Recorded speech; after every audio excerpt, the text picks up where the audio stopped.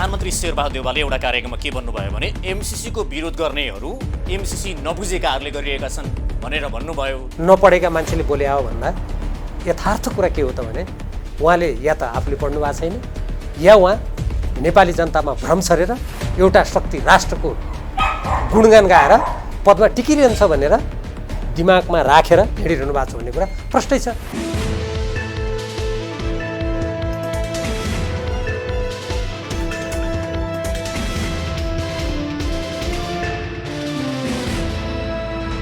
नमस्कार, कार्यक्रम चक्रव्यूहमा हार्दिक स्वागत गर्दछु। म हिमाल बस्नेत।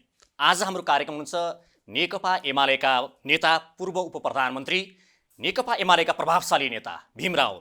आज हामी विशेष गरी उहाँसँग एमसीसीको विषयमा मूलभूत रूपमा छलफल गर्छौँ भने पछिल्लो समय भीम रावलले अध्यक्षमा उम्मेदवारी दिएर जुन पराजय हुनुभयो त्यस पश्चात भीम रावल अब के गर्दै हुनुहुन्छ, उहाँको बाटो के हुन्छ र उहाँले पार्टीमा कसरी चाहिँ आफ्ना विचारहरू कसरी प्रस्तुत गर्नुहुन्छ, उहाँले पार्टीमा कस्तो किसिमको ढङ्गले आफूलाई उभ्याउनुहुन्छ, यसमा आम जनताले नजिकबाट हेरिरहेका छन्। आज हामी यिनै सेरोफेरोमा केन्द्रित भएर कुराकानी गर्छौँ। आउनुहोस् उहाँलाई कार्यक्रममा स्वागत गरौँ। स्वागत छ कार्यक्रममा। धन्यवाद। आराम हुन्छ? ठिक छ, यहाँहरूलाई कस्तो छ? ठिकै छ। अब मैले कार्यक्रमको सुरुवात यहीँबाट गरेँ। धेरैले चाहिँ जस्तो भीम रावलले अध्यक्षमा उम्मेदवारी, मैले त्यही विषय उठाएँ किनकि हुन त तपाईँले जवाफ पनि धेरै दिइसक्नु भएको छ। अध्यक्षमा उम्मेदवारी दिनुभन्दा अगाडि नै जुन एउटा चाहिँ क्वेसन आउट भए जस्तै पराजित हुन्छु भन्ने मनसाय हुँदा थाहा हुँदै पनि अलिकति त्यो हारको गेम खेल्नुभयो, हार्ने गेम किन खेल्नुभयो भीम रावलले भनेर मान्छेले प्रश्न गर्दा रहेछन्। तपाईँले हार्ने गेम खेलेको हो? त्यो मानिसहरूले नेकपा एमालेको अवस्था कस्तो थियो र महाधिवेशन पूर्वको अवस्था कस्तो थियो, महाधिवेशन स्थलमा गइसकेपछि के भयो भन्ने कुरा अलिकति सूक्ष्म रूपमा नकेलाएर त्यस्तो तर्क गरेको हुनुपर्छ जस्तो मलाई लाग्छ। वास्तवमा स्थिति कस्तो थियो भने हाम्रो विधान महाधिवेशनले 225 सदस्यीय केन्द्रीय समिति बनाउने, केन्द्रीय कमिटी बनाउने भन्ने निर्णय गरेको थियो। सो निर्णय बमोजिम हामी कसरी अगाडि जान्छौँ, 10औं राष्ट्रिय महाधिवेशन हामी नेतृत्वको चयन कसरी गर्छौँ भनेर मैले थाई कमिटीमा छलफल गरौँ भन्ने प्रसङ्ग उठाएको थिएँ। किनभने पार्टी विभाजन भइरहेको बेला नेतृत्व चयनको विषय पनि महत्त्वपूर्ण थियो भन्ने मलाई लागेको थियो। तर पार्टी अध्यक्ष केपी ओलीजीले त्यसमा छलफल गर्ने रुचि देखाउनु भएन। मैले अरू पनि नेताहरूसँग कुराकानी गरेको थिएँ हाम्रो पार्टीका, उहाँहरू कसैले त्यसमा रुचि राख्नु भएन। त्यसपछि मैले अब त्यो जुन विधान महाधिवेशनले जुन निर्णय गरेको थियो यति सदस्य भन्ने कुरालाई ध्यानमा राखेर मैले पार्टी अध्यक्षमा उम्मेदवारी दिएको हुँ। र त्यो समग्र स्थितिमा मेरो अवस्था त्यो हार्ने भन्ने जुन पछि मेरो पराजय भयो जुन किसिमले तपाईँहरूले देख्नुभयो बाहिरबाट, त्यो स्थिति थिएन। स्थिति बेग्लै थियो स्थिति। र महाधिवेशनको खुला सत्रमा पुगुन्जेलसम्म अर्थात् खुला आमसभामा पुगुन्जेलसम्म केपी ओलीजी र मेरो प्रतिस्पर्धाको अवस्था थियो। तर पछि के गरियो, हाम्रो थाई कमिटीको बैठकबाट 10 गते खुला सभा गर्ने, 11 गते बिहान विदेशीहरूलाई मन्तव्य व्यक्त गर्न दिने पाहुनाहरूलाई र बिहान त दिउँसोतिर अरूले भने जस्तो बाहिर आए अनुसार चाहिँ हजुर जस्तो पहिला चाहिँ म पराजय हुन्छु भन्ने त्यो थिएन कि प्रतिस्पर्धा गर्छु भन्ने किसिमको मेरो उहाँसँग प्रतिस्पर्धाकै स्थिति थियो। अनि त्यसपछि 11 गते दिउँसो र अपराह्न उम्मेदवारी सम्बन्धी सम्पूर्ण प्रक्रियाहरू फिर्ता लिने दिने सबै कुराहरू जाँचबुझ गर्ने कुरा सम्पन्न गर्ने र 12 गते 8 बजेदेखि मतदान गर्ने निर्णय हामीले गरेका थियौँ। थाई कमिटीले काठमाडौँमा निर्णय गरेको त्यही हो। केपी ओलीजीले स्वयं त्यो निर्णयलाई उहाँले स्वीकार गरेर हामीले सर्वसम्मतिबाट पारित गरेका हौँ। तर उहाँ गएर के भयो भने खुला सभा भइसकेपछि खुला सभा भइसकेपछि त्यही दिन बेलुकी मेरो विरुद्धमा नाराबाजी गर्न लगाइयो। त्यो आफ्नो ठाउँमा छ। 11 र 12 गते 2 दिन पुरै थाई कमिटीको निर्णयको सोझै उल्लङ्घन गर्दै महाधिवेशनका कुनै पनि बैठक गरिएन। र राति 11 गते राति एकचोटि बैठक गरियो। राति त्यो पनि के विषयमा गरियो भने अब उम्मेदवारी दिन नहुने मानिसहरूले सबै निर्विरोध गर्ने भनेर त्यसरी गरियो। र त्यसपछि 10 गते राति 10:30 बजेभन्दा उता बैठक गरेर त्यो 225 को सङ्ख्यालाई 301 पुर्याइयो केन्द्रीय समितिका सदस्यहरूको सङ्ख्या।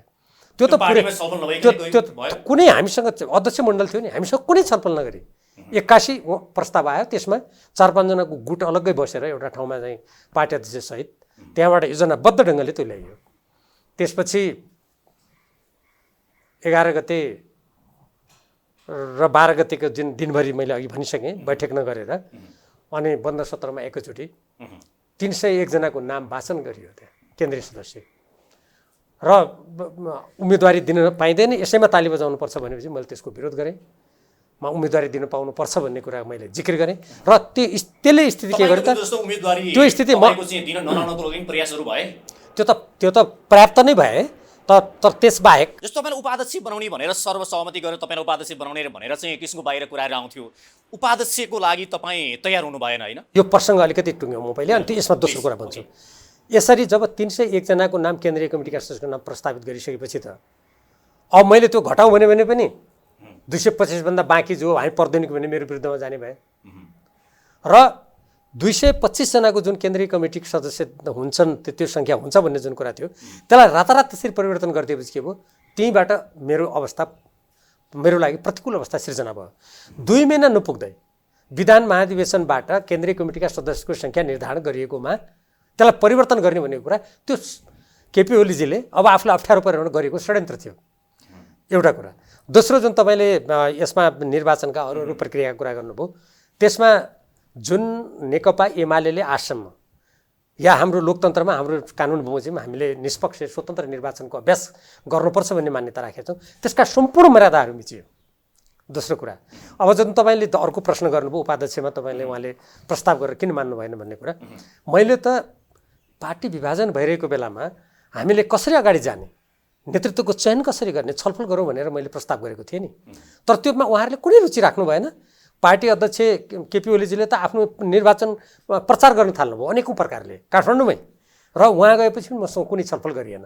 जब मैले आफ्ना उद्देश्यहरू मान्यताहरू लिखित रूपमा सार्वजनिक गरेर म अध्यक्षको उम्मेदवार हुँ भनेर प्रतिस्पर्धामा ओर्लिसकेपछि अनि बन्द सत्रको मञ्चमा गएर उहाँले अब आफू निर्विरोध कुनै हालतमा नहुने जस्तो देखेपछि, मैले अडान लिएको देखेपछि, अनि ती मञ्चमा तपाईँ उपाध्यक्ष भइदिनुहोस् न भनेर मैले त्यो कुरा मान्न हुन्छ र?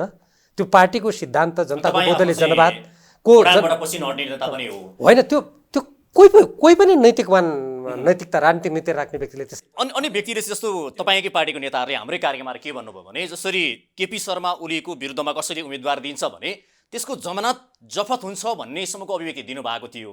अहिले जसरी तपाईँ पार्टीमा पराजय हुनुमा त्यसरी नै कुनै काम गर्यो कि जस्तो उहाँले अभिव्यक्ति दिनुहुन्थ्यो जमानत जफत गरिन्छ, ती कसले के अभिव्यक्ति दियो म त्यसलाई त महत्त्व दिन्न। तर महत्त्व मैले भन्नुपर्ने कुरा के छ भन्दाखेरि, मैले एउटा त प्रतिस्पर्धाको स्थितिलाई कसरी षड्यन्त्र गरेर विधान महाधिवेशनको निर्णयलाई उल्लङ्घन गरेर कसरी मिचेर त्यहाँ गइयो राताराति, एउटा त्यो प्रसङ्ग मैले भने। अर्को कुरा, त्यहाँ खुलेआम निर्वाचन आचार संहिता उल्लङ्घन गरेर गतिविधि गर्नुका साथसाथै मेरो मत भनेको जब एकदमै प्रतिकूल स्थिति आइसकेपछि पनि मेरो 800-900 को हाराहारीमा मेरो मत थियो, तर त्यसलाई अन्तमा कम्प्युटरमा समेत त्यहाँनिर चाहिँ प्राविधिक दृष्टिकोणबाट त्यहाँनिर अनियमित कामहरू गरियो र यस्तो किसिमले त्यहाँ गरेको हुनाले त्यो अनियमित कामहरू भए त्यहाँ, र एउटा पार्टीका मर्यादा स्वतन्त्र निष्पक्ष निर्वाचनका मान्यताहरू कुल्च्यो। यो कारणले त्यस्तो स्थिति भएको हो। तर त्यो स्थिति भए तापनि पार्टीभित्र कुनै पनि व्यक्तिले हाम्रो जनताको बौद्धली जनवादको मान्यता अनुरूप महाधिवेशनमा सहभागी भइसकेपछि उसले चुन्ने र चुनिन पाउने अधिकार राख्छ। त्यो अधिकारलाई कुल्चिन खोजेको थियो। मैले त्यसलाई चुनौती दिएर म जसरी अगाडि बढेँ त्यसमा म सन्तुष्ट छु र मैले पराजयको महसुस गरेकै छैन अहिले पनि।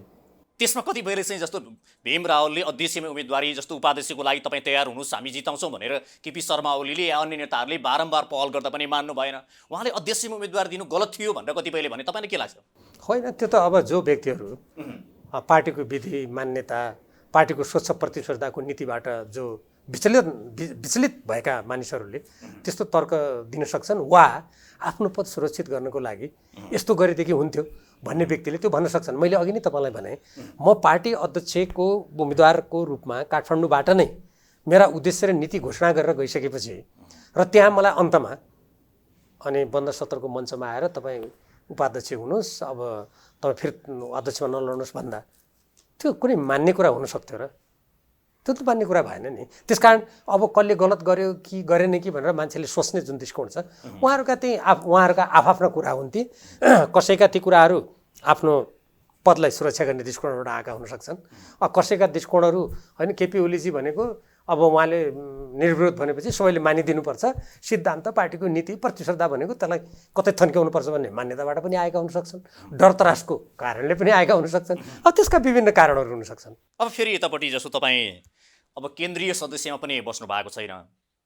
अब जसरी भीम रावलको अब एमाले भित्र कस्तो किसिमको भूमिका हुन्छ, उहाँ चाहिँ कसरी आफ्नो चाहिँ गन्तव्य कता अगाडि बढाउनुहुन्छ, अर्को धरीले के भन्छन् भने अब उमेर हदको कारणले पनि अर्को कार्यकालमा त उम्मेदवारी चाहिँ अध्यक्षको लागि प्रतिस्पर्धा गर्ने समय रहेन। भीम रावलको राजनीतिक भविष्य के हुन्छ भनेर मान्छेले अलिक नजिकबाट हेर्ने मान्छेहरूले के गर्नुहुन्छ यसरी हेरेका छन् नि। के तपाईँले 2-3टा प्रसङ्गसँगै ल्याउनु भयो। एउटा केन्द्रीय सदस्यको प्रसङ्ग, केन्द्रीय सदस्यको प्रसङ्ग पनि के हो भने थाई कमिटीको बैठकमा स्वयं केपी ओलीजीले यो 2टा पदमा लड्न नपाउने प्रस्ताव ल्याउनु भयो। त्यो प्रस्ताव केन्द्रीय कमिटीमा फेरि प्रस्तुत गर्दाखेरि त्यो स्वीकृत हुन सकेन। पछि निर्वाचन आयोगले के भन्यो भने 2टा पदमध्ये एउटा पदमा मात्रै उम्मेदवारी दिन, 2टा पदमा मध्ये 2टै पद उल्लेख गर्यो भने त्यो 2टै पदको उम्मेदवारी कायम रहन्छ। यदि एउटा मात्रै पदमा उम्मेदवारी दियो भने त्यो मात्रै कायम रहन्छ भनेर निर्वाचन आयोगले स्वयं मलाई भनेको हो, हाम्रो पार्टीको निर्वाचन आयोगले। मैले तदनुकूल अध्यक्षमा मात्रै उम्मेदवारी दिएको थिएँ। अध्यक्ष मात्रै उम्मेदवारी दिएको व्यक्तिले अनि सदस्यमा पछिबाट कसैले नाम घुसाइदिएर ल तैँले त्यहाँ जितिस्थ सदस्यको तैँले शपथ लिनुपर्छ भन्दा त्यो कुनै राजनीतिक नैतिकताको विषय हुन्छ नि त। त्यो एउटा नैतिक रूपमा आफूले उम्मेदवारी दिँदै नदिएको सदस्यतामा म हुन्छु भनेर शपथ लिने कुरा हुँदैन त्यो। दोस्रो कुरा। तेस्रो, उहाँहरूले म सुदूरपश्चिम भ्रमण गएको बेला, असम जिल्ला गएको बेलामा यहाँ मलाई राष्ट्रिय सल्लाहकार परिषदको सदस्य भनेर उहाँहरूले घोषणा गरिदिनु भयो। मसँग कुनै सल्लाह नै गरेको छैन, मसँग कुनै सोधेको नै छैन। अनि नेकपा एमाले जस्तो राजनीतिक दल जसले जनताको बहुदलीय जनमतमा विश्वास गर्छ, विधिमा विश्वास गर्छ, प्रणालीमा विश्वास गर्छ, त्यही विश्वासको आधारमा यहाँसम्म आएको छ। अनि सोध्दै नसोधेर तपाईँ चाहिँ सल्लाहकार परिषदको सदस्य घोषणा गरिदिने यस्तो कुराप्रति मैले आपत्ति जनाएर यो सल्लाहकार हुनुहुन्छ भीम रावल भनेर पनि कतिपयले भन्दैछ। यो टिके प्रथा हो, यो टिके प्रणाली जनताको बहुदलीय जनवाद मान्ने कुनै पनि व्यक्तिको लागि अस्वीकार्य छ भनेर मैले त्यसलाई अस्वीकार गरिदिएको छु। अब यो प्रसङ्गमा भविष्य के होला, के गर्ने भन्ने विषयमा अब भर्खरै त हेर्नुहोस् अधिवेशन सम्पन्न भयो। मैले त्यस्तो हतारिएर एकदम आत्तिएर मनस्थिति एकदम विचलित बनाएर तत्काल कुनै पाइला चाली हाल्नुपर्ने त्यस्तो कुनै दबाब महसुस गरिहाल्नुपर्ने केही छैन। म स्थितिलाई हेरिरहेको छु। नेकपा एमाले अगाडि कसरी बढ्छ, यो पुस 23 गतिको जिल्ला अधिवेशनहरू कसरी हुन्छन्, यहाँ पनि माथिबाट दबाब दिएर खालि टिकाइ लगाउने बाटोमा जाने स्थिति देखिन्छ कि प्रदेशको अधिवेशन हुन्छ माघ 8 गते, त्यो कसरी जान्छ। त्यसपछि अहिले गठबन्धनको सरकारका कुराहरू छन्। यी सम्पूर्ण नेपालको राजनीतिक कसरी अगाडि बढ्छ म नजिकबाट त्यसलाई निहालिरहेको छु, हेरिरहेको छु। अब यो महाधिवेशनको बारेमा म धेरै प्रश्न हजुरलाई गरिनँ, केही प्रश्न अन्य पनि छन् मेरा। तर महाधिवेशनको विषयमा कुराकानी गर्दाखेरि जसरी हिजो भीम रावलहरूले भनौँ, भीम रावलहरू भन्छन् मान्छेहरूले, अब आफ्नो पार्टीको प्रधानमन्त्रीलाई छोडेर अर्काको पार्टीको सभापतिलाई प्रधानमन्त्री बनाउन जानुभयो, जसको परिणाम आज भीम रावलहरू भोग्दै हुनुहुन्छ पनि भन्छन् कतिपयले। त्यो तर्कको कुनै औचित्य छैन। किनभने हाम्रो पार्टीमा समस्या आउनुको कारण यदि अरूलाई बनायो, अरू किन भयो भन्ने कुरा हो भने त झन्डै 2/3 बहुमत ल्याएको सरकारको नेतृत्व गर्ने केपी ओलीजीले सुरुमा नै अरू पार्टीका मानिसहरू ल्याएर मन्त्री बनाउनु भयो। पछिल्लो कालमा त महन्त ठाकुरजीको पार्टीका 11 जना मन्त्री बनाउनु भयो उहाँले। किन बनाउनु भयो उहाँले? कुन सिद्धान्त अनुसार, कुन विधि, कुन पार्टीको निर्णय?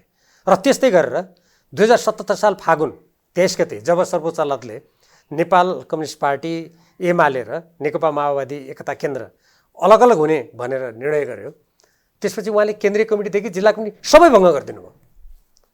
अनि त्यो हामीले अर्काको पार्टीको लागि प्रधानमन्त्री बनाउन गएका होइनौँ नि। प्रतिनिधि सभा जब संविधान निर्माण गर्ने क्रममा हामीले बहस गऱ्यौँ सरकारको स्थायित्वको बारेमा, म विधान मसौदा समितिको सदस्य पनि थिएँ नेपालको संविधान निर्माण गर्दा, त्यो बेलामा केपी ओलीजी लगायत सबै नेताहरूले अब उपरान्त त्यसरी प्रतिनिधि सभा भङ्ग गर्न पाइन्न। ती जुन संविधानमा उल्लेख गरिएका सम्पूर्ण प्रक्रिया पुरा गरेपछि मात्रै प्रतिनिधि सभा विघटन हुन सक्छ भन्ने त उहाँले स्वीकार गरेको कुरा हो नि सबैले।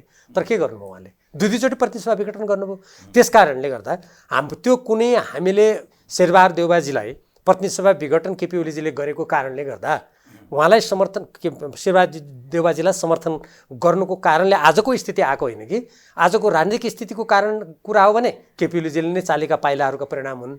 अब जहाँसम्म मेरो व्यक्तिगत तपाईँले कुरा गर्नुभयो, अब यसमा पार्टीभित्र चरम गुटबन्दी भएपछि पार्टीको विधि प्रणाली सारा कुरा मिचिएपछि त अब यसका केही परिणामहरू हुनसक्छ। अहिलेको 10औं राष्ट्रिय महाधिवेशनमा जुन परिणाम आयो र जुन म अहिले जुन स्थितिमा छु त्यो उहाँहरूले गरेको गुटबन्दीको एउटा प्रभाव पनि हुनसक्छ। म त्यो हुँदै होइन भन्न सक्दैन। तपाईँ अब आफ्नो अडानप्रति चाहिँ एकदम स्ट्रेटमा हिँड्ने नेता तपाईँ, तर कुनै समय तपाईँले बिचमा पनि अब सांसदबाट राजीनामा दिनुभयो, फेरि पछाडि तपाईँ त्यसमा पूर्ण चाहिँ आउनुभयो।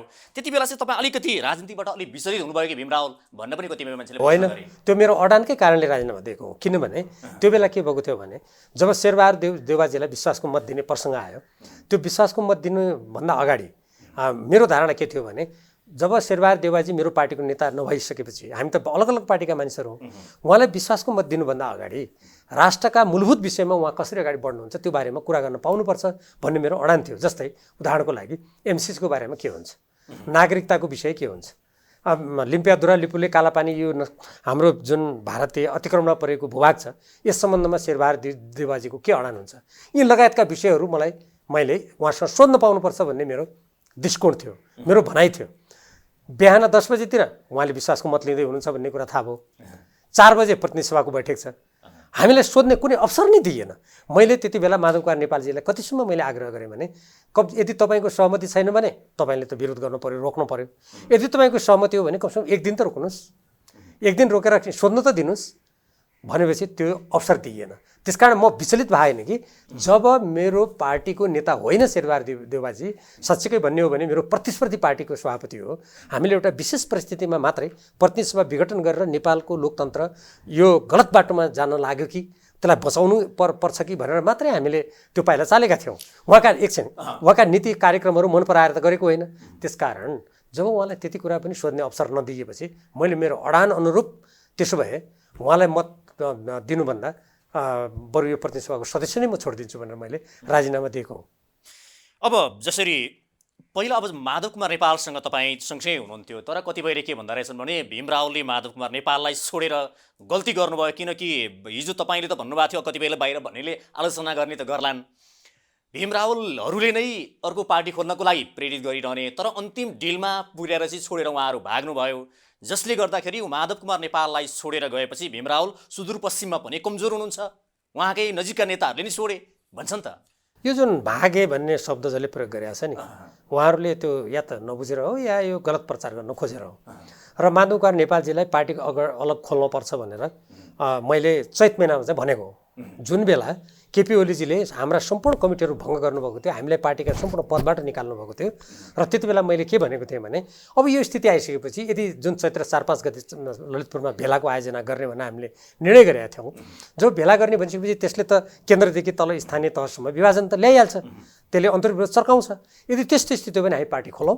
भोलि केपी ओलीजीले मान्नुभयो भने पार्टीगत स्तरमा वार्ता गरौँला भनेर मैले भनेको कुन बेला चैत महिनाको कुरा हो त्यो। तर मेरो कुरालाई माधव कुमार नेपालजीले पनि मान्नु भएन र त्यति बेला जो हामी म तपाईँलाई भन्दैछु नि, सत्य कुरा भन्दैछु नि, किनभने सार्वजनिक माधव कुमार नेपालजीले पनि त सुन्नु होला नि यो कुरा। अनि अरू साथीहरूले पनि मान्नु भएन। अनि अरूले के भन्नुभयो त भने नि के को लागि भेला हो भनेर मैले त्यहाँ तर्क गरेँ। अनि उहाँहरूले भन्नुभयो यो भेला केपी ओलीजीलाई सर्वोच्च अदालतको फैसला बमोजिम 2075 साल जेठ 2 गतिको स्थितिमा पार्टीलाई फर्काउन दबाब दिने मात्रै हो भन्नुभयो। अनि मैले भने त्यति हो त, तर म यो तर्कसँग त्यति सहमत त छैन, तर तपाईँहरूको सबैको राय यही हो भने अब मैले समूहको कुरा मान्नुपर्छ भनेर मैले त्यो निर्णय मानेको हो त्यो बेला। तर जब पछि स्वयं माधव कुमार नेपालजी र केपी ओलीजीले कार्यदल गठन गरेर पार्टीलाई मिलाउने कुरा गरेर उहाँहरूले सार्वजनिक अभिव्यक्ति दिएर मलाई समेत कार्यदलको सदस्य बनाइसकेपछि हामीले त पार्टीलाई मिलाउनको लागि दशमूलक सहमति गऱ्यौँ। त्यसकारण यो त चैत महिनाको पुरानो कुरा हो पार्टी खोल्नुपर्छ भनेको, जुन कुरा माधव नेपालजीले र त्यति बेलाका थाई कमिटीका सदस्य कसैले पनि मान्नु भएन। म लगभग एक्लै परेँ त्यति बेला, एक्लै परेँ भन्न मिल्छ त्यति बेला। तर पछि त्यसो भए ठिक छ त, सम्भव उहाँले दबाब केपी ओलीजीलाई दबाब दिएर 2075 साल जेठ 2 गते पुर्याउन सकिन्छ भने राम्रो कुरा हो, पार्टीलाई बचाउँ भनेर म त्यो बाटोमा गएँ। अनि पछि कार्यदल उहाँहरूले नै गठन गर्नुभयो, कार्यदल गठन गरेर मलाई बस्नुभयो, उहाँहरूले नै भन्नुभयो। जब हामीले सहमति गऱ्यौँ, माधव कुमार नेपालजी पहिले नै त्यो सहमति नमानेर उहाँले छोड्नुभयो र केपी ओलीजीले बाहिर देखाउनको लागि स्थायी कमिटी र केन्द्रीय कमिटीमा त्यसलाई अनुमोदन गराउनु भयो। मन लागेका ठाउँमा कार्यान्वयन गर्नुभयो, जस्तो झापा जिल्लामा उहाँले कार्यान्वयन गर्नुभयो, किनभने आफूले चुनाव हारिएला भोलि अप्ठ्यारो होला आफ्नो जिल्ला भनेर। सुदूरपश्चिममा म एक दिन सुदूरपश्चिम प्रदेश समन्वय कमिटीको बैठक बोलाउँछु भन्दा पनि उहाँले त्यो बैठक बोलाउनु दिनु भएन। मान्छेलाई यहाँबाट फोन गरेर गुटबन्दी गरेर मान्छेलाई उचालेर उहाँले त्यो काम गर्नुभयो। यो एउटा प्रसङ्ग यो। त्यसकारण मैले पछिल्लो कालमा जब पार्टीलाई एक बनाऊ भनिसकेपछि मैले पार्टी फुटाउँ भनेको छैन। अब तेस्रो कुरा, माधव नेपाललाई छोडेर गल्ती गर्नुभयो, यहाँ कमजोर हुनुभयो जुन भन्ने कुरा छ, मैले माधव कुमार नेपालजी स्वयंलाई पनि भनेको छु, अरूलाई पनि भनेको छु, जब एकताको लागि कार्यदल गठन गरेर 10 प्रदेश सहमति गरिसकेपछि पार्टी विभाजन नगरौँ। किनभने हाम्रो देशमा पार्टीलाई विभाजित गरिदिने, नेताहरूलाई लडाइदिने, हाम्रो राज्यलाई कमजोर बनाइदिने यो बाह्य शक्तिहरूको गतिविधि यो देशमा बढ्यो। त्यसकारण त्यो काम हामी नगरौँ, यो पार्टीलाई जोगाउँ र त्यहीँभित्र गलत कुराको विरुद्ध लडौँ मैले भनेको। उहाँले मान्नु भएन र उहाँले अलग पार्टी खोल्नुभयो होइन। अब उहाँहरू मेरो विचार त्यहाँनिर मिलेन। पहिले पार्टी खोल्नु भन्दाखेरि पनि उहाँले मान्नु भएन। पछि उहाँले नै एकता गर्नको लागि कार्यदल बनाएर त्यो काम गराउनु भयो। अनि आफैले गराएको कामलाई उहाँले स्वामित्व ग्रहण नगरेर उहाँले नै अलग पार्टी खोल्न गएको स्थितिमा मैले त्यो कुरा मानिनँ। त्यति हो। अब मैले नमानेको कारणले सुदूरपश्चिम मान्छे छोडेर गए आदि गए भन्ने जुन प्रसङ्ग छ, अब हेर्नुहोस् के हुन्छ भने जहाँ पनि मतभेद भइसकेपछि, विभाजन भइसकेपछि, होइन सुन्नु न, विभाजन भइसकेपछि त विभाजनले त म मात्रै किन नि, नेकपा एमाले नै कमजोर भएको छ नि। विभाजन भएपछि त को कमजोर हुन्छ, को कमजोर हुन्छ, स्वाभाविकै हो नि। जस्तो भन्नुहोस् राहुल चाहिँ त्यहाँको चाहिँ महत्त्वपूर्ण नेता हो होइन, मैले अब यो पनि स्वाभाविक रूपमा म त्यो ठाउँमा जन्मी हुर्की 48 सालदेखि लगातार अछाम जिल्लाबाट म संसद सदस्यमा, प्रतिनिधि सभा सदस्यमा मैले चुनाव लडेको हुनाले, पटक पटक म चुनावमा विजयी पनि भएर आएको हुनाले स्वाभाविक रूपमा मानिसले हेर्दाखेरि सुदूरपश्चिमको त्यो परिवेशलाई त्यसरी बुझ्नु स्वाभाविकै हो। तर म सुदूरपश्चिममा मात्रै सीमित व्यक्ति होइन नि। मैले चाहिँ यहाँको संविधान निर्माणदेखि शान्ति प्रक्रियादेखि प्रत्येक कुरामा राष्ट्रिय स्तरमा मैले भूमिका खेल्दै आएको हो होइन। त्यसैले त्यो सुदूरपश्चिममा मात्रै सीमित हुनुपर्छ भन्ने त होइन। तर एउटा कुरा तपाईँले जुन तर्क प्रश्न गर्नुभयो विभिन्न मान्छेहरूको यस्तो भनाइ भनेर, पार्टी विभाजन भइसकेपछि त मान्छे विभिन्न ठाउँमा कमजोर हुन्छन् नै। अब अझ हेर्नु होला, निर्वाचनको स्थानीय निर्वाचन अब आउँदैछ छिट्टै र आम निर्वाचन आउँछ केही समयपछि, त्यहाँ को कमजोर हुन्छन्। यो त पार्टी विभाजन भएपछि, पार्टीमा अन्तर्द्वन्द्व भएपछि र टुप्पोमा बस्ने नेताहरूले पार्टीलाई एक बनाउने, त्यसलाई व्यवस्थापन गर्ने, अन्तर्विरोधहरूलाई समाधान गर्ने, गुटबन्दी नगरेर सङ्कीर्ण विचारबाट आफ्नो पद, प्रतिष्ठा, धनको पछि नलागेर काम नगरेपछि त यस्तो स्थिति त सिर्जना भइ नै हाल्छ नि। अब जस्तो तपाईँलाई मैले धेरै प्रश्न एमसिसीको बारेमा तपाईँसँग धेरै प्रश्नहरू छन् मेरा। अब यो अगाडि मैले हुन त पुरानो कुरा भयो, एउटा मात्रै गरेँ लास्टमा मैले। जसरी एमालेको सूर्य चिन्हबाट चुनाव जितेर आउने अनि एमालेको चाहिँ नेता अनि अर्काको पार्टीलाई सहयोग गर्न जाने, यो चाहिँ तपाईँहरूको टिमले भनौँ न, विशेष गरी तपाईँहरूलाई आरोप लाग्ने गरेको विभिन्न ढङ्गबाट नैतिक हिसाबले पनि नमिल्ने काम गर्नुभयो भन्ने आरोप गर्ने, के अरे आरोप लाउने मान्छेहरू त्यो कुराको एउटा पाटो मात्रै भयो। हेर्नुहोस्, कुनै पनि भनौँ एउटा सिक्काका दुईवटा पाटो भयो जस्तै यो दुईतिर हेरौँ न। यदि केपी ओलीजीले हामीले जुन त्योभन्दा अगाडि पार्टीलाई मिलाएर लैजानुको लागि एउटा कार्यदल बनाएका थियौँ विष्णुप्रसाद पौडेलजीको सँगसँगत्वमा, म पनि त्यसको सक्रिय सदस्य थिएँ र मैले धेरै महत्त्वपूर्ण भूमिका खेलेको थिएँ। हामीले त्यो कार्यदलको बैठकबाट भदौ 26 गते 2076 सालमा त्यो हामीले गरेका थियौँ त्यो सहमति। 76 77 है, यसमा अलिकति हजुर योभन्दा अघिल्लो भदौ भनेपछि 77 सालै भयो, 77 भदौमा त्यो 26 गतेको त्यो सहमतिबाट 5 वर्षको लागि केपी ओलीजी प्रधानमन्त्री पनि हुने, अध्यक्ष पनि उहाँ नै हुने र गर्नुपर्ने के भन्दाखेरि अलिकति सँगै मन्त्री परिषदमा मन्त्री हेरफेर गर्ने, अलिकति प्रदेशमा हेरफेर गर्ने, पार्टीका जिम्मेवारी अलिकति हेरफेर गर्ने, त्यति कुरा मात्रै थियो। र पुष्पकमल दाहाल प्रचण्डजीलाई कार्यकारी अध्यक्षको रूपमा उहाँलाई काम गर्न दिने भनेर सहमति गरेको थियो। त्यसको उल्लङ्घन केपी ओलीजीले गर्नुभयो, त्यसलाई कार्यान्वयन हुन दिनु भएन उहाँले। एक अब अर्को पाटो, अर्को सिक्काको अर्को पाटो हेरौँ। त्यसपछि के गर्नुभयो, हामी त्यसलाई समाधान गर्नुको लागि पुस 3 गते बालुवाटारमा बैठक थियो र त्यो बैठकका दिन हामी उहाँले संवैधानिक परिषद सम्बन्धी कानुन र राजनीतिक दल सम्बन्धी कानुनमा उहाँले 81 त्यसको जुन संशोधन गर्ने अध्यादेशबाट जुन प्रस्ताव ल्याउनु भएको थियो त्यसको विरुद्धमा हामीले आवाज उठाएका थियौँ, यस्तो नगरौँ भनेका थियौँ र बालुवाटारमा त्यसको छलफल हुँदै थियो। उहाँले 5 गते गएर प्रतिनिधि सभा विघटन गरिदिनु। अनि एउटा पार्टीको नेताले त्यत्रो प्रतिनिधि सभा विघटन गर्ने कुराको लागि पार्टीमा छलफल गर्नुपर्छ कि पर्दैन? अब यो विधान मान्ने र नमान्ने, अर्कोलाई समर्थन गर्ने नगर्ने कुरा म गर्छु, गर्नुपर्छ कि पर्दैन? त्यसपछि दोस्रो पटक उहाँले विघटन गरेर के गर्नुभयो? मैले अघि भने महन्त ठाकुरजीको पार्टीको 11 जनालाई मन्त्री बनाउनु भयो। अनि उहाँले किन बनाउनु भयो त अरू पार्टीकालाई मन्त्री? जब यदि कसैले हामीलाई शेरबहादुरजीलाई किन तपाईँले त्यति बेला समर्थन गर्नुभयो भनेर प्रश्न उठाउँदा नैतिकताको कुरा गर्छ भने 2/3 झन्नै ल्याएको सरकारका प्रधानमन्त्री केपी ओलीजीले निर्वाचन लगत्तै उपेन्द्र यादवजीलाई मन्त्री बनाएको हो कि होइन? कसरी बनाउनु भयो त उहाँले? उदाहरणको लागि म सुदूरपश्चिमबाट पार्टीलाई त्यत्रो विजय हासिल गराएर ल्याएको थिएँ। डणदुरामा नेपाली काङ्ग्रेसको शेरबहादुर देउवाजी बाहेक सम्पूर्ण पराजित भएको थियो सुदूरपश्चिममा। त्यसको नेतृत्व मैले गरेको थिएँ हो। अनि उहाँले हाम्रो सुदूरपश्चिमबाट एकजना मन्त्री बनाउनु भएन, एकजना पनि। र उहाँले के गर्नुभयो?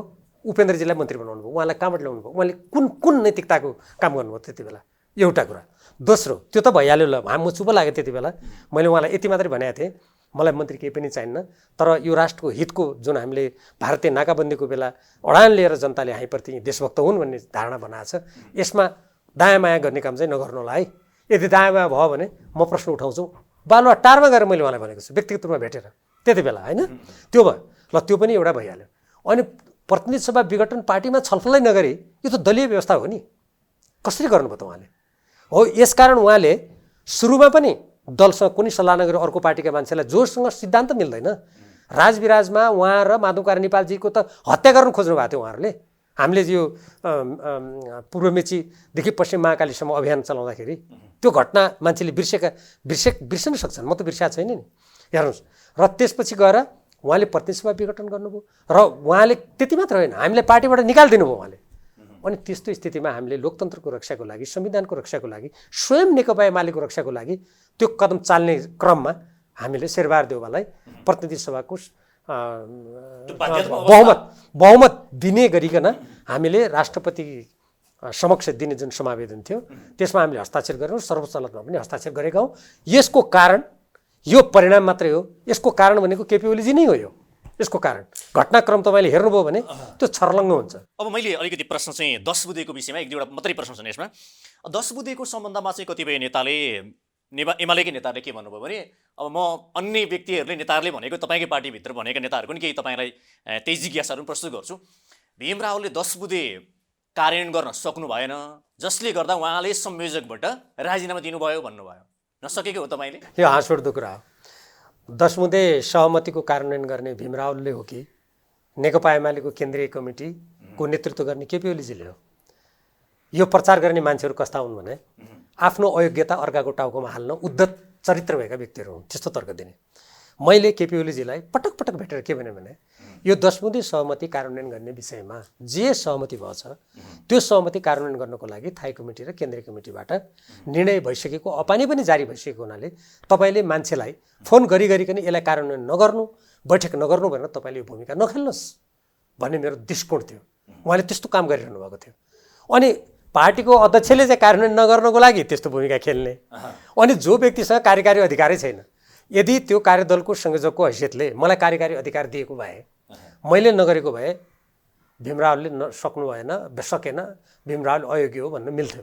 मलाई कार्यकारी अधिकार थियो र मलाई के मात्र अधिकार थियो भने संयोजकको हैसियतले बैठक बोलाउने, बैठक बोलाएर हामीले बैठकमा यस्तो कुरा गऱ्यौँ, तपाईँले अब यो कुरालाई अगाडि बढाउनुहोस् भन्ने मात्रै अधिकार थियो। त्यो त बैठक त मैले लगातार गरेँ र बैठकबाट भएका निर्णयहरूलाई केपी ओलीजीले कार्यान्वयन गर्न नदिएपछि, उहाँले नमानेपछि त्यसो भए यो कार्यदलको औचित्य छैन भनेर मैले राजीनामा गरेँ। फेरि बिचमा के भन्नुभयो भने अब केपी शर्मा ओलीले नै यो 10 बुँदे भनेको त माधव कुमार नेपाललाई हो, उहाँले पार्टी छोडेर गइसक्नु भयो, अब भीम रावलहरू यो चाहिँ के अरे 10 बुँदेको चाहिँ एकतारे धेरै नबजाउनु भनेर तपाईँहरूलाई चाहिँ एक किसिमको चेतावनी जस्तो एउटा दिनुभयो नि बिचमा। त्यो अत्यन्त गैर जिम्मेवार भनाइ थियो। किनभने माधव कुमार नेपालजीले पार्टी अलग गर्ने कुरा निश्चित भइसकेपछि बालकोटमा हामी 9 जना उहाँसँग छलफल गर्न गएका थियौँ। त्यो छलफलको क्रममा उहाँले बोलेका कुराहरू मैले कम्प्युटरमा जस्ताको तस्तै राखेको छु र मैले थाई कमिटीको बैठकमा उहाँलाई सुनाएको पनि थिएँ। तपाईँले यस्तो भन्नुभएको होइन बालकोटमा? माधव कुमार नेपालजीले शनाखत गर्ने कुरा निश्चित भइसकेपछि, उहाँले अर्को पार्टी खोल्ने कुरा निश्चित भइसकेपछि केपी ओलीजीले यो 10 बुँदेमा कार्यान्वयन गर्नेमा कुनै समस्या छैन, तपाईँहरू ढुक्क हुनुहोस् भनेर उहाँले बोलेका शब्द जस्ताका तस्तै मैले कम्प्युटरमा लेखेको थिएँ। मैले थाई कमिटी जब उहाँले चाहिँ यसलाई नमान्ने, यसलाई चाहिँ भाड्ने तरिकाले उहाँ अगाडि बढिसकेपछि मैले बैठकमा उहाँलाई जस्ताको तस्तै सुनाउँदा उहाँले कुनै पनि प्रतिक्रिया दिनु भएन। त्यसकारण यो माधव कुमार नेपालको लागि गरेको थियो, त्यसकारणले गर्दा अरूको लागि यो मान्य हुँदैन भन्ने कुरा जुन उहाँले बाहिर बोल्नुभयो त्यो सरासर गलत र नेकपा एमालेका पङ्क्तिलाई भ्रमित तुल्याउने भनाइ बाहेक त्यो केही पनि थिएन। अन्त्यमा यद्यपि यो- अब त्यो कुरालाई धेरै कोट्याउने म धेरै त्यति इच्छुक पनि यस्तै छैन। नजाउँ। अब मैले यो जसरी संसदको विषयमा कुराकानी गर्छु, जस्तो तपाईँले एमाले संसद जुन अवरोध गरिरहेको छ यो बेठिक छ भनेर अभिव्यक्ति दिइरहनु भएको छ, किनकि यो ठिक छैन भनेर तपाईँले दिएको अभिव्यक्ति मैले भेटेँ सामाजिक सञ्जालमा। हो त्यो ठिक छैन। यो चाहिँ मैले भन्न खोजेको चाहिँ एमाले चाहिँ भनिरहेको छ हाम्रा सांसदहरूलाई कारबाही नगर्ने, अर्काकालाई चाहिँ गर्ने एउटा चाहिँ विभेदकारी भूमिका निर्वाह गर्नुभयो सभामुखले भनेर उहाँहरूले आफ्नो चाहिँ आन्दोलन निरन्तर अगाडि बढाइरहनु भएको छ। फेरि तपाईँ त्यही पार्टीको नेता अनि यो बेठिक छ भन्दै हुनुहुन्छ नि फेरि। हेर्नुहोस्, कुनै पनि कुरा औचित्यपूर्ण हुनुपर्छ। मैले त्यो ठिक र बेठिक भनेर यसरी भनेको छैन। मैले के भनेको छु भने यदि संसद अवरोध साँच्चीकै गरेको हो भने संसदका काम कारबाहीहरूबाट सरकारका निर्णयहरू खुरुखुरु पारित हुनु भएन नि। अवरोध भने के? तपाईँलाई मैले मेरो घरमा आउने ढोकामा छिर्न दिन्न भनेपछि त तपाईँले मेरो ढोकाबाट भित्र छिर्न तपाईँलाई मैले रोक्नु पर्यो होइन र? सरकारको बजेट पनि पारित गर्न दिने, अध्यादेशहरू खुरुखुरु पारित गर्न दिने, अनि अवरोध भनेको के? अवरोध केमा हुन थाल्यो? जस्तो अहिले हाम्रो सिमाना मिचिएको छ, हामी सांसदलाई अवरोध भयो। त्यो मैले त्यसलाई एक्स्ट्रा शब्द मैले प्रयोग गरेको छु। मैले 2-3टा समाचार माध्यमलाई भनिसकेँ यो संसद अवरोध होइन, सांसदलाई अवरोध हो। यो त्यत्रो हेर्नुहोस् 3 दिनमा देशभरि यति ठुलो भीषण वर्षा भयो, मेरै जिल्ला मेरै गाउँमा घरहरू बग्ने अवस्था भयो पहिरोले, त्यहाँ मान्छेहरूको आवाजावत बन्द भयो। हामीले प्रतिनिधि सभामा बोल्न पाएनौँ। तर त्यही प्रतिनिधि सभामा सरकारले ल्याउने सम्पूर्ण उसका काम कारबाही उसले जे ल्याउँछ आज कुरुकुरु। त्यसैले मलाई शङ्का अहिले पनि लागिरहेछ यो कतै यो एमसिसीलाई त्यही हल्लाको बिचमा आफूले भन्दाखेरि हामी त अवरोध गरेका थियौँ नि, पारित गर्यो त के गर्ने भनिदिने, अनि त कुट्यो जस्तो गर म रोए जस्तो गरौँ त होइन। यो यदि अवरोध हो भने सरकारका काम कारबाहीहरू प्रभावकारी रूपमा बन्द हुनु पर्यो नि त।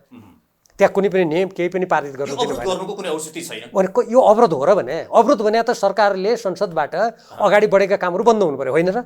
तपाईँ नेपाली भाषा हामी हेरौँ त, शब्दकोशमा हेरौँ अवरोध भने के?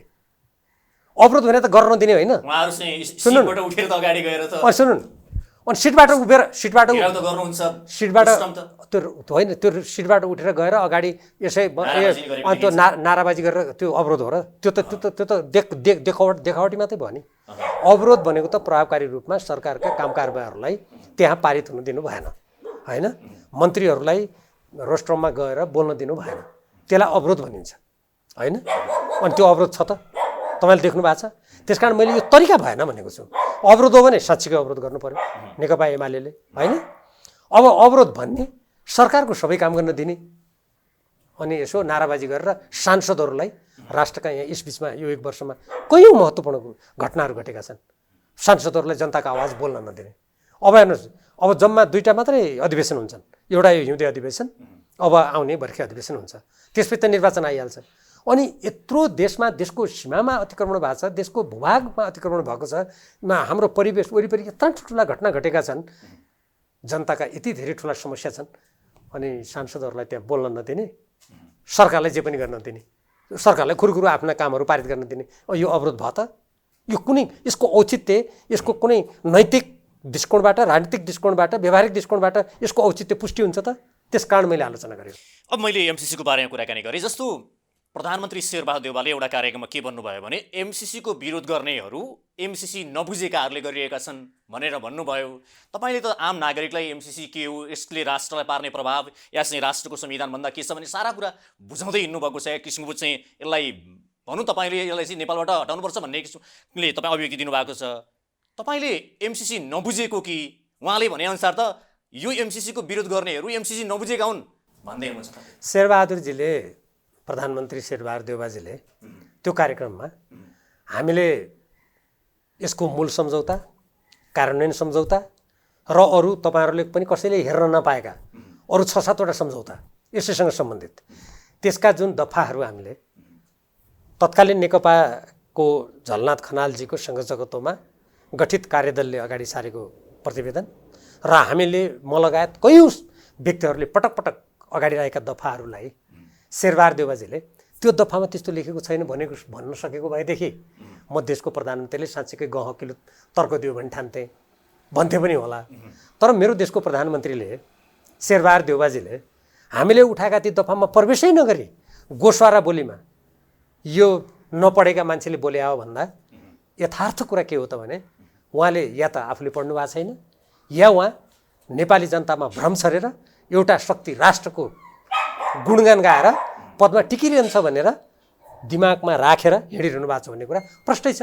मैले उहाँलाई जस्तो उदाहरणको लागि तपाईँलाई अहिले भन्छु, मूल सम्झौताको धारा 5 को त्यसका विभिन्न उपधारा छन्, त्यसको एउटा 3 मा के लेखिएको छ भने यो सम्झौता यदि नेपालले अमेरिकाको वर्तमान कानुन र भोलि भविष्यमा बन्ने कानुन मानेनन् भने अमेरिकाले रद्द गरिदिन्छ भनेको छ। अर्थात् म कानुनको पनि विद्यार्थी भएकोले तपाईँलाई म यसको व्याख्या गर्छु। अमेरिकाको वर्तमान र भविष्यमा बन्ने कानुन नेपालले मान्नुपर्ने भन्ने त्यहाँ छ। के शेरबहादुर देवाजीले त्यो प्रज्ञा प्रतिष्ठानको कार्यक्रममा नेकपा माओवादी केन्द्रको महाधिवेशनमा त्यो दफामा त्यस्तो लेखेको छैन भन्न सक्नु भएको छ? भन्नुभएको छ उहाँले।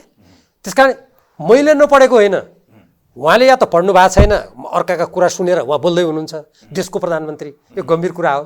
त्यस्तो हो भने या उहाँ के गर्दै हुनुहुन्छ भने हेर्न त हेरेया छ, त्यसमाथि पर्दा हालेर देशभक्त नेपालीहरू यसको विरुद्धमा आवाज नउठाउन् र एउटा शक्ति राष्ट्रको पछाडि हिन्द प्रशान्त रणनीतिको अमेरिकी रणनीतिको नेपाललाई अङ्ग बनाएर दीर्घकालीन रूपमा एउटा गठबन्धनमा धकिलिएर नेपालको स्वतन्त्र राजनीतिलाई समाप्त गरिदिएर यो देश कसैको कठपुतली हुने, कसैको पदको लागि, कसैको प्रतिष्ठाको लागि, कसैको स्वार्थको लागि त्यसको बलिवेदीमा यो देशलाई होम्ने भित्रबाट मनसाय राखेको छ। त्यो दुईटा कुरा मध्ये त अर्को हुनै सक्दैन। अब जसरी नेकपा एमाले चाहिँ हिजो सरकारमा रहँदा र अहिले प्रतिपक्षमा हुँदाखेरि एमसिसीको विषयमा नि बोली फेर्यो भन्छन्। हिजो चाहिँ पास गर्नुपर्छ भनेर लबिङ गर्ने केपी शर्मा ओली अहिले चाहिँ यसलाई पास गर्नु हुँदैन, यही बुदासहित भनेर अघि बढिरहनु भएको छ भन्ने कुरा छ। तपाईँको चाहिँ यस सम्बन्धमा पार्टीको मात्रै या पार्टी या व्यक्तिको मात्रै या नेताको व्यक्तिगत रूपमा चाहना मात्रै बदलिएको या चाहिँ विचार बदलिएको हो कि पार्टीकै साँच्चै एमाले चाहिँ हिजो सत्तामा रहँदा र प्रतिपक्षी हुँदा जुन एमसिसीको विषयमा फरक अभिव्यक्ति दिन थालेको? मैले 10औं राष्ट्रिय महाधिवेशनभन्दा अगाडि बैठकमा यो कुरा उठाएको थिएँ। एमसिसी सम्बन्धी हाम्रो यो धारणा स्पष्ट बनाऊ भनेर मैले कुरा उठाएको थिएँ। तर पार्टी अध्यक्षले के भन्नुभयो भने होइन, यो सरकारले पहिले कुरा ल्याओस्, अहिले किन गर्ने भनेर उहाँले त्यो कुरामा छलफल गर्ने गर्नु दिनु भएन।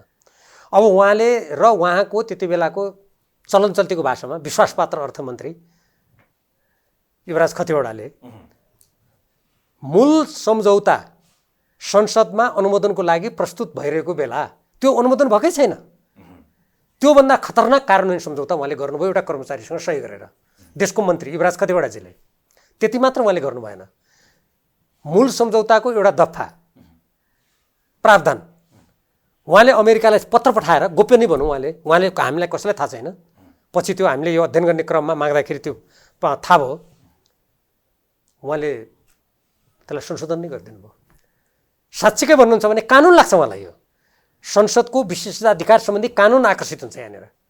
किन संसदले पारित नगरिकन त्यो गर्न पाइन्छ, कार्यान्वयन सम्झौता गर्न पाइन्छ? र त्यति मात्र होइन, नुवाकोट जहाँ जग्गा अधिग्रहण गर्नुपर्ने छ प्रसारण लाइनको लागि, त्यहाँ त्यसलाई कार्यान्वयन गर्नुको लागि जग्गा अधिग्रहण गर्न निर्देशन दियो अर्थ मन्त्रालयबाट। यो काम केपी ओलीजी प्रधानमन्त्री भएको उहाँको अर्थमन्त्रीको तर्फबाट उहाँहरूले गराउनु भयो र पहिले सम्झौता हुँदाखेरि यो संसदमा लिनुपर्छ भन्ने पनि त्यहाँ लेखेको छैन हेर्नुहोस्। तर केपी ओलीजी नै प्रधानमन्त्री भएको बेलामा हामीलाई थाहा छैन त्यो कुरा, पार्टीमा कहीँ छलफल भएको छैन। कानुन मन्त्रालयको सल्लाह मागेर त्यो राय बनाएर त्यहाँ अनि त्यो रायमा टेकेर संसदमा लगिएको छ। संसदमा लग्नुको कारण के? नेपालको कानुनभन्दा माथि राख्नुको लागि त भोलि यो सम्झौता प्रतिनिधि संसदबाट पारित भएन भने त अर्को कुनै सरकार आएपछि त्यो कुनै बेला पनि खारिज गरिदिन सक्ने भयो, या कुनै व्यक्तिले नेपालको कानुनसँग बाज्यो भनेर अदालतमा गयो भने त खारिज हुन सक्ने भयो। त्यो बलियो बनाउनुको लागि त्यहाँ खेलखेली गर्नुहोस् हो। त्यसकारण यो कुरा विगतमा भएको यस्तो यथार्थ कुरा हो। अब मेरो यो कुरा सुनेपछि मेरो विरोध गरेर भनेर उहाँहरूलाई कतिलाई रिस उठ्ला, तर यो सत्य कुरा हो र यो राष्ट्रको भविष्य अस्मितासँग गाँसिएको कुरा छ। यो कुनै व्यक्ति विशेषको, यो देश भनेको कुनै व्यक्ति विशेषको होइन। यो देश, यो सम्पूर्ण नेपाली जनताले बोल्ने अधिकार राख्छन् राष्ट्रको भविष्यको बारेमा, राष्ट्रको स्वाधीनता, अखण्डता, स्वतन्त्रता, हितको बारेमा। अब एउटा कुरा, अब तपाईँको प्रश्नको पछिल्लो उत्तर, विगतको कुरा यस्तो थियो। अब अहिले यसमा उहाँले यो कुनै प्रष्ट रूपमा एमसिसी बारे बोलेको मैले देखेको छैन, तर उहाँसँग निकट हो भन्ने केही व्यक्तिहरूका भनाइहरू मैले सुनेको छु। यो अहिलेको यही स्थितिमा एमसिसी पारित गर्न सकिँदैन भनेर बोलेको मैले सार्वजनिक रूपमा सुने। यदि उहाँहरूको त्यो भनाइ साँचो हो, यदि उहाँले साँच्चीकै त्यो कुरा भन्नुभएको भने म उहाँहरूलाई धन्यवाद दिन्छु, उहाँहरूलाई म समर्थन गर्छु। यदि केपी ओलीजीले यो एमसिसीमा यी प्रावधानहरू रहेछन्, अब यो पारित गर्न सकिँदैन भने म म नेकपा एमालेको सदस्य भएर हाम्रा पार्टी अध्यक्ष केपी ओलीजीलाई म प्रशंसा गर्छु, म उहाँको समर्थन गर्छु। उहाँ देशको हितमा बोल्नुभयो भनेर उहाँले त्यो बोल्ने बित्तिकै म बोल्छु। तर उहाँले त्यसरी प्रश्न बोलेको मैले सुनेको छैन। बरु मैले के बाहिर एउटा समाचार माध्यममा पढेँ भने यो अहिलेको गठबन्धनको सरकार फेर्नलाई शेरबहादुर देउवाजी तयार हुनुहुन्छ। यो प्रचण्ड माधव नेपाल पक्षका व्यक्तिहरूलाई, प्रचण्डजी र माधव नेपालजी पक्षका व्यक्तिहरूलाई हटाउन तयार हुनुभयो भने यो समाचार माध्यममा सुने है। यो फेरि मैले हाम्रो पार्टी अध्यक्षको मुखबाट सुने होइन। म उहाँलाई यसरी आरोप लगाउन चाहन्न, किनभने तथ्यको आधारमा बोल्नुपर्छ। मैले समाचार माध्यमको कुरा गरेँ। त्यस्तो भयो भने एमसिसी पारित गर्न शेरबहादुर देउवालाई समर्थन गर्न तयार भनेर समाचारमा आएको छ। म त्यो समाचार जुन त्यो समाचार आएको छ, यदि त्यो समाचार आए जस्तो हो भने त्यो त झनै देश, जनता र पार्टीको स्वयं सिद्धान्तप्रतिको धेरै ठुलो घात हुन्छ। त्यो हेर्नुहोस्, त्यस्तो गर्नुहुन्न। अब तपाईँहरू जस्तो व्यक्तिले एमसिसीको बारेमा राम्रो अध्ययन गरेर एमसिसी नेपालको हितमा छैन भनेर यत्रो व्याख्या गर्दा गर्दै आम नागरिकले पनि भनौँ या चाहिँ एमसिसीमा राम्रो अध्ययन गर्नेहरूले पनि नेपालको हितमा छैन, नेपालको कानुनभन्दा माथि छ या चाहिँ विभिन्न किसिमले व्याख्या गरिरहनु भएको छ। तर यो हेर्दाखेरि नेपाली जनतालाई एमसिसी चाहिँदैन, तर सीमित नेताहरूलाई चाहिन्छ जस्तो गरेर चाहिँ उहाँहरू लागिरहनु भएको छ। किन त्यस्तो गर्नुहुन्छ उहाँहरू? हेर्नुहोस्, हाम्रो देशमा नि 2007 सालदेखि यताको इतिहास हेर्नुभयो भने बडा दुःखका साथ केही अध्यायहरू हाम्रो अगाडि आउँछन्। कोशी सम्झौता हेर्नुहोस्, कोशी सम्झौतामा अधिग्रहण गरेको किसानको जग्गाको मुआवजा कतिले अहिलेसम्म पाएको छैन। यो सुन्दा धेरै मान्छेलाई आश्चर्य लाग्ला। गण्डक सम्झौता हेर्नुहोस्, गण्डक सम्झौतामा धेरै कतिपय कुरा पछि सोच्याइयो, कोशी सम्झौतामा कतिपय कुरा सोच्याइयो। हालसालैका कुरा गर्नुहुन्छ भने, केही समय अगाडिका कुरा गर्नुहुन्छ भने महाकाली सन्धि हाम्रा वर्तमान प्रधानमन्त्री शेरबहादुर देउवाजीकै पालामा भयो होइन? के भन्नुभएको थियो उहाँले त्यति बेला? अब खरबौँ रुपियाँ नेपाललाई आउँछ। उहाँका मन्त्री परिषदका केही मान्छेहरूले त त्यो बेलाका समर्थकहरूले कतिसम्म भन्यो भने अब सूर्य सुदूरपश्चिमबाट उदाउँछ। म यहीँबाट प्रश्न गर्न चाहन्छु, सूर्य दार्चुलाबाट उदायो कि शेरबहादुरजीको घर छेउ डलधराबाट उदायो? कहाँ गयो त्यो खरबौँ रुपियाँ? अहिलेसम्म महाकाली सन्धि 10-10 वर्षमा पुनरावलोकन गर्ने भने त्यसको सम्झौतामा लेखेको छ। मसँग अहिले पनि त्यो सम्झौताको प्रतिलिपि छ। म त्यति बेला पनि यसमा त्यो छलफलमा संसदको संयुक्त समिति बनेको थियो रामचन्द्र पौडेलजीको संयोजकत्वमा। त्यसमा एकदमै सक्रिय व्यक्ति हुँ म। हेर्नुहोस्, म त्यो दार्चुलाको भारतीय सीमा रक्षकहरूका ब्यारेक भएको ठाउँमा पनि गएको छु, अरू नेताहरूसँग हेलिकप्टरमा। त्यति बेला जान दिएको थियो, अहिले त रोक लगायो। अनि त्यो महाकाली सन्धिमा पनि शेरबहादुर देउवाजीले त्यस्तै भन्नुभएको थियो। माथिल्लो कर्णाली सुशील कोइरालाजीले गर्नुभयो। माथिल्लो कर्णाली आयोजना जिएमआरलाई दिइयो र त्यो 2 वर्षभित्रमा उसले 24 महिनाभित्रमा वित्तीय व्यवस्थापन गरिसक्नु पर्थ्यो। यदि गरेन भने उसले प्रति मेगावाट त्यो ठ्याक्क रकम अहिले मैले हेर्नुपर्छ, यति रकमको दरले उसले क्षतिपूर्ति दिनुपर्छ भने लेखिएको छ। मैले केही महिना अगाडि त्यसको सम्पूर्ण हिसाब किताब गरेर मैले केपी ओलीजीलाई पनि त्यो पठाएको छु, पम्पा भुषालजीलाई पनि मैले इमेल गरेको छु, प्रचण्डजी, माधव नेपालजी सबैलाई इमेल गरेको छु। आशा गरौँ उहाँहरूले पढ्नु भयो होला। अहिले जिएमआर कम्पनीले झन्नै 5.5 अरब रुपियाँ नेपाललाई हर्जाना तिर्नुपर्छ। सरकार कहीँ बोलेको छ? ऊर्जा मन्त्रीजी के गर्नुहुन्छ? प्रधानमन्त्रीजी के गर्नुहुन्छ? परराष्ट्र मन्त्रीजी के हेरिरहनु भएको छ? शेरबहादुरजी के हेरिरहनु भएको छ? एउटा कम्पनीको अगाडि यसरी घुँडा टेकेर उल्टै त्यो परियोजना विकास सम्झौताको एउटा प्रावधान छ, यति समयभित्र गरेन भने त्यो सम्झौता रद्द हुनेछ स्वतः भनेको।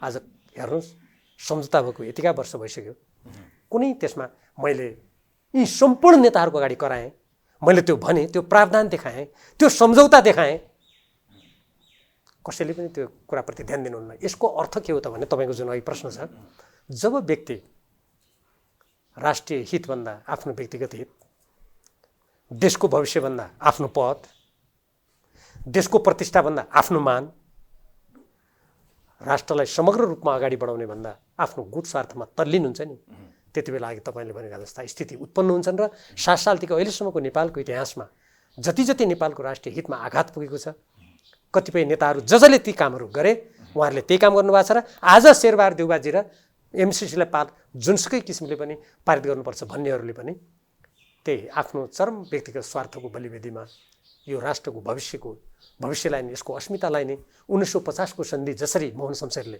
आफ्नो सत्ता ढल्न लागेको बेलामा यसका असमान प्रावधानहरू हाम्रो टाउकोमाथि थोपरेर गए, यी कतिपय नेताहरू पनि आज त्यही धृष्टताको बाटोमा अगाडि बढेको देख्दा दुःख लाग्छ। अब अर्को विषय चाहिँ के छ भने नेपाल सरकारले पनि एमसिसीका बुदाहरूमा असन्तुष्टि या चाहिँ जुन बुदाहरू चाहिँ नेपालको चाहिँ हितभन्दा बाहिर छन्, नेपालको संविधानभन्दा चाहिँ माथि छन् भनेर जुन असन्तुष्टिका बुदाहरू चाहिँ 10 बुँदे या कुन चाहिँ पठायो क्यार, त्यसको चाहिँ एमसिसीले जवाफ पनि पठायो।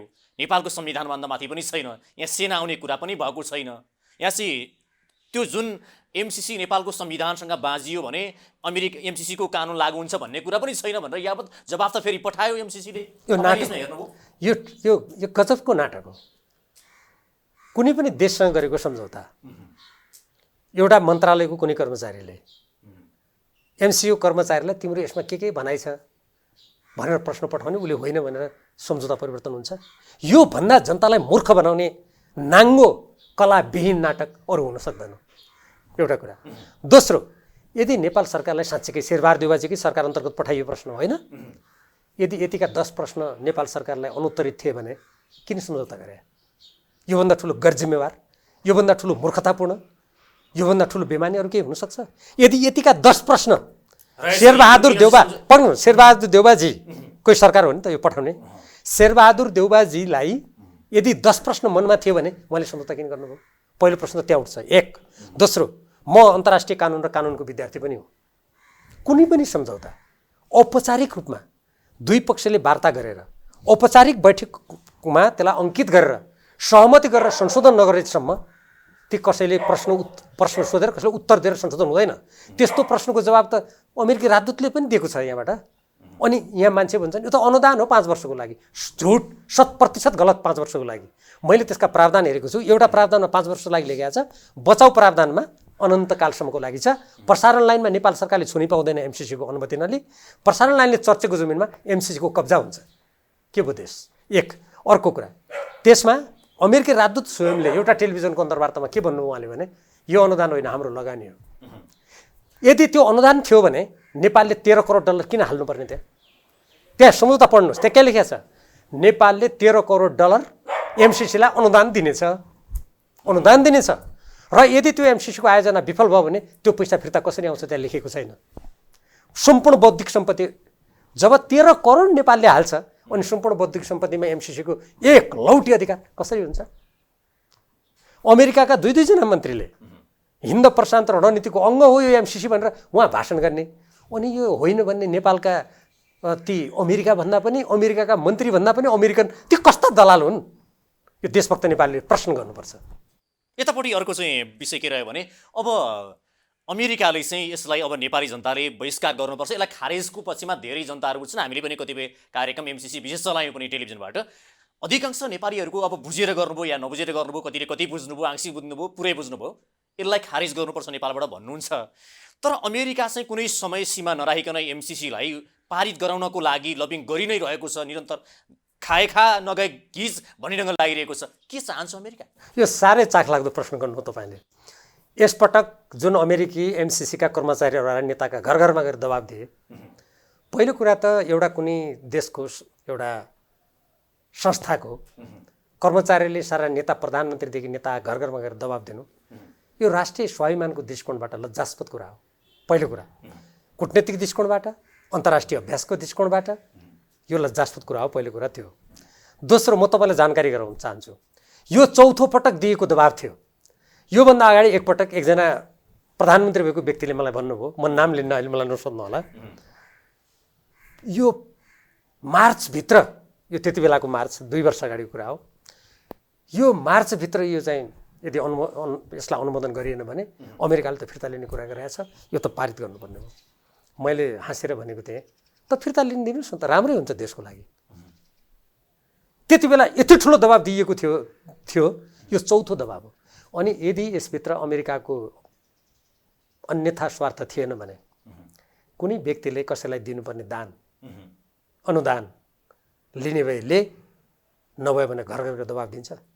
यो सामान्यभन्दा सामान्य नागरिकको लागि म यहीँबाट के भन्न चाहन्छु भने देशभक्त नेपाली जनता बुझौँ, कुनै व्यक्तिले कसैलाई दिने दान र अनुदान तैँले लिनुहोस् भनेर दबाब दिएर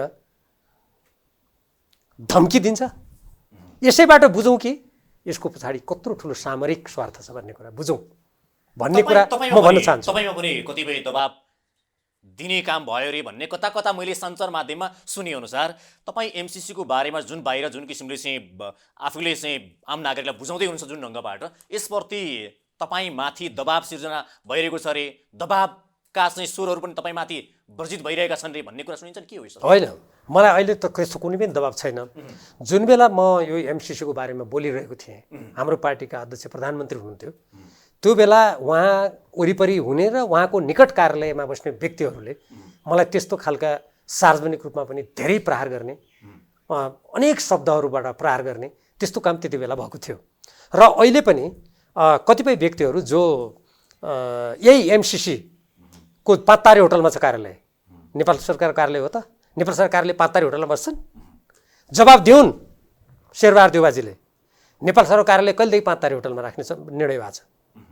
हो, त्यो पाँचतारे होटलमा राख्ने र त्यसको पैसाबाट परिचालित व्यक्तिहरूले अहिले पनि मेरो बारेमा अनर्गल प्रचार गर्ने कामहरू जारी राखेका छन् भन्ने मैले सुनेको छु। तर मैले त्यसलाई एउटा प्रचार माध्यमबाट, अब यो लोकतन्त्र हो, मान्छेले बोल्छन् भन्छन्, मैले उहाँहरूलाई किन बोल्नुभयो भनेर मैले कसैलाई व्यक्तिगत रूपमा केही भनेको पनि छैन।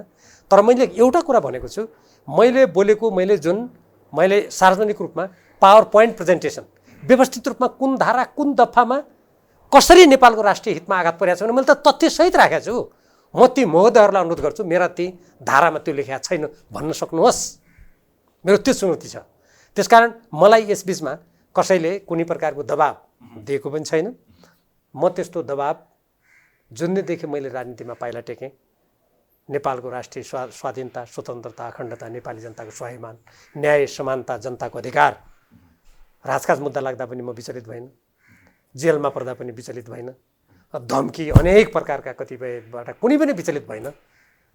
त्यसमा दबाब एक त छँदा पनि छैन।